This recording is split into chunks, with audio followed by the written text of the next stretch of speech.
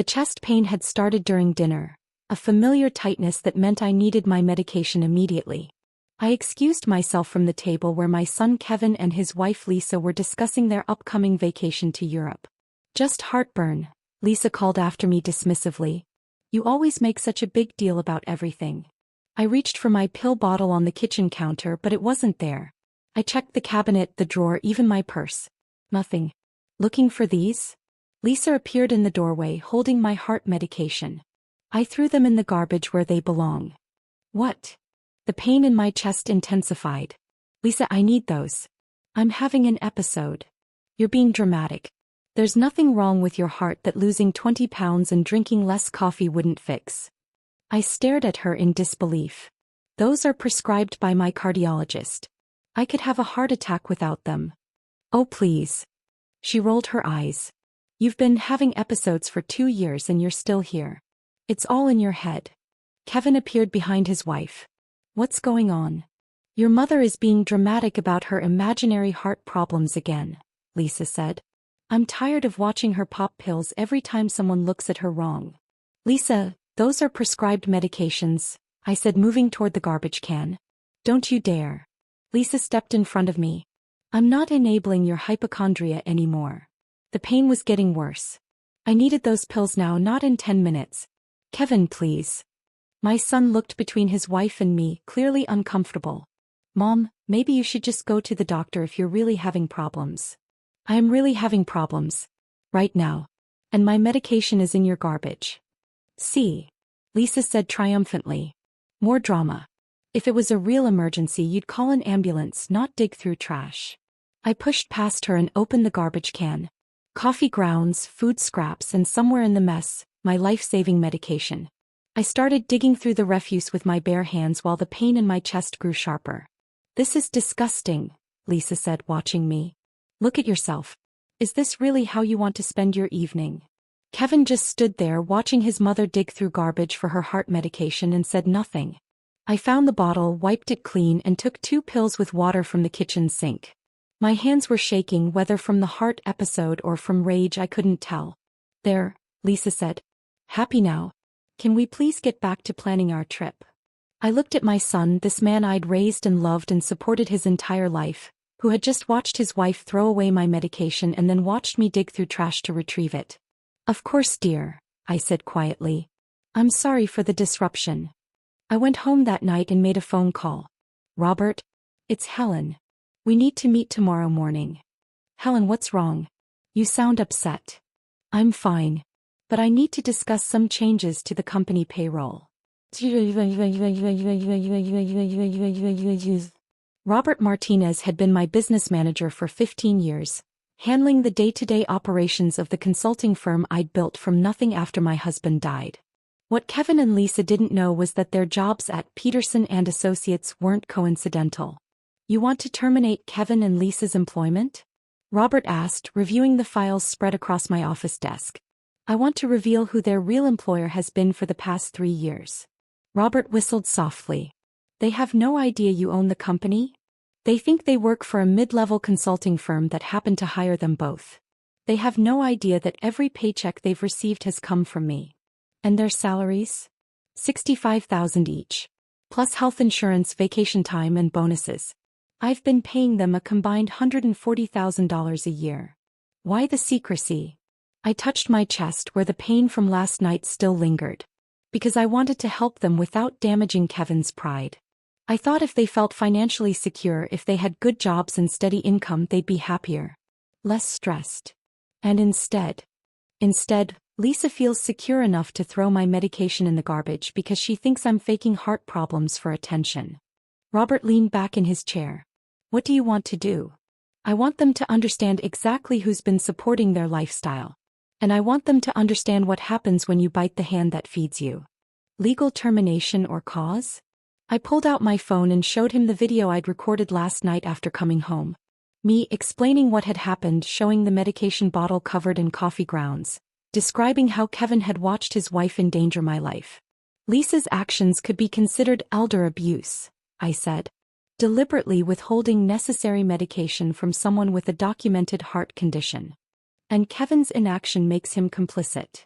I'm not looking to press charges, Robert. I'm looking to teach a lesson. We spent 2 hours planning the revelation. Robert would call them both into his office for what they'd think was a routine employee meeting. I would be there as a business consultant reviewing company policies. They've never met me in person, I explained. They know their boss is Helen Patterson, but they've never seen my face. Lisa especially likes to complain about how out of touch the company owner is with employee needs. This should be interesting. The meeting was scheduled for Thursday afternoon. Kevin and Lisa arrived together, both looking slightly nervous about being called in simultaneously. Please sit down, Robert said. We have some company policy changes to discuss. I sat at the far end of the conference table with my laptop and files, playing the role of silent business consultant. Lisa glanced at me briefly but showed no recognition. First, I want to address some concerns that have been raised about workplace behavior and professionalism, Robert began. Kevin shifted uncomfortably. Is there a problem with our work? Not with your work quality, no. But there have been reports about inappropriate comments regarding company leadership and policies. Lisa straightened defensively. What kind of comments? Robert opened a file. Comments about company policies being ridiculous, management being out of touch, and specific complaints about healthcare coverage being inadequate for people with real medical needs. I don't understand, Lisa said. We're entitled to our opinions about company policies. Of course, Robert agreed.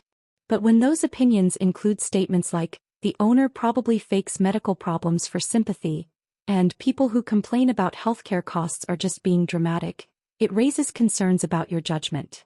Lisa's face flushed. Who reported that? That's not important. What's important is that the company owner has decided to address these concerns directly. Robert nodded toward me. Lisa, Kevin, I'd like you to meet Helen Patterson. She owns Peterson and Associates. I looked up from my laptop and smiled. Hello, Kevin. Hello, Lisa. The color drained from both their faces. Mom. Kevin's voice was barely a whisper. Surprise, I said calmly. Lisa's mouth opened and closed soundlessly.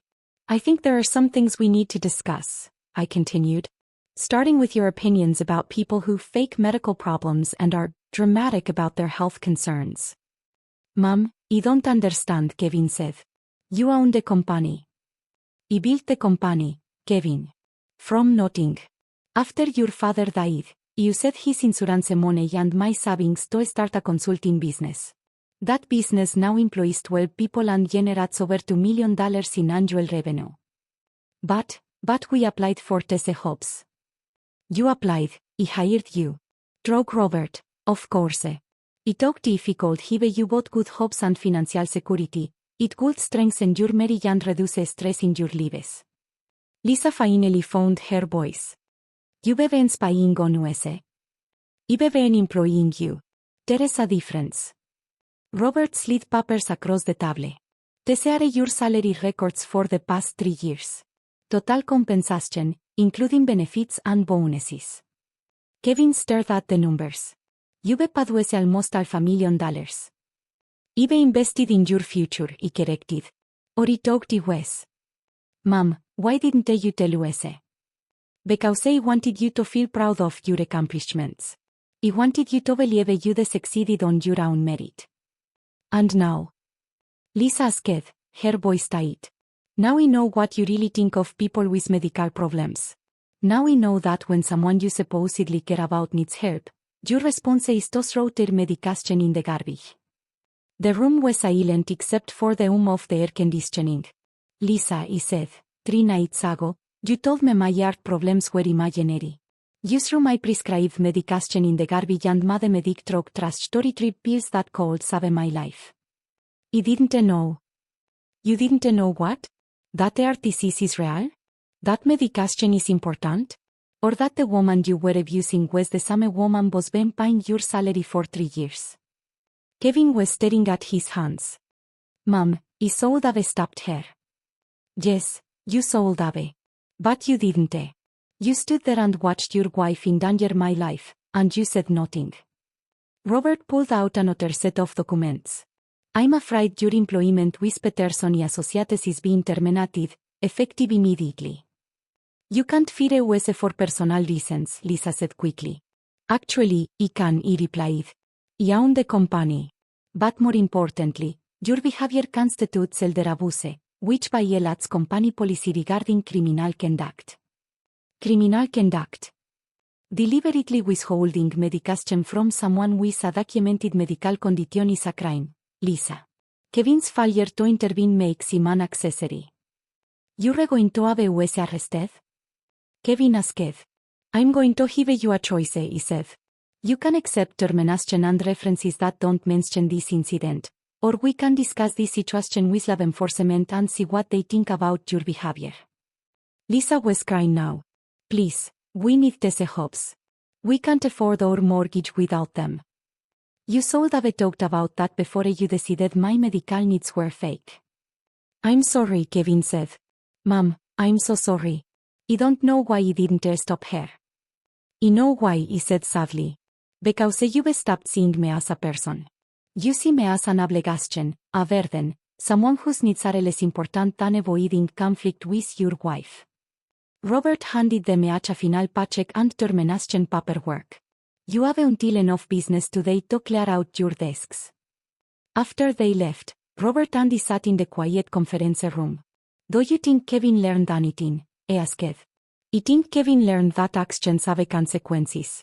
Whether he learned to value family over enabling bad behavior, that remains to be seen. And Lisa? Lisa learned that the people you mistreat might be the same people keeping you afloat. It's a lesson she should have learned before she threw her medication in the garbage. 2 weeks later, Kevin called me. Mom, can we talk? Of course. I filed for divorce. I realized that if Lisa could treat you that way, someone was being nothing but generous to our family, then she could treat anyone that way. Including me, eventually.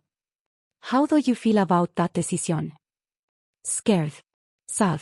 But also relieved. I've been making excuses for her behavior for years, and I finally understand that I was enabling someone who was hurting people I love. What will you do now? I got a job at a smaller consulting firm. The pay is less, but I earn it honestly. And Mom? Yes. I'm going to start coming to your doctor appointments with you. If you let me. I smiled, dashing the medication bottle in my purse, the same one I dug out of the garbage, which I now kept as a reminder. I like that very much. Some people learn respect through kindness. Others learn it through consequences. The important thing is making sure they learn it before they hit someone who can dig through the garbage to save themselves.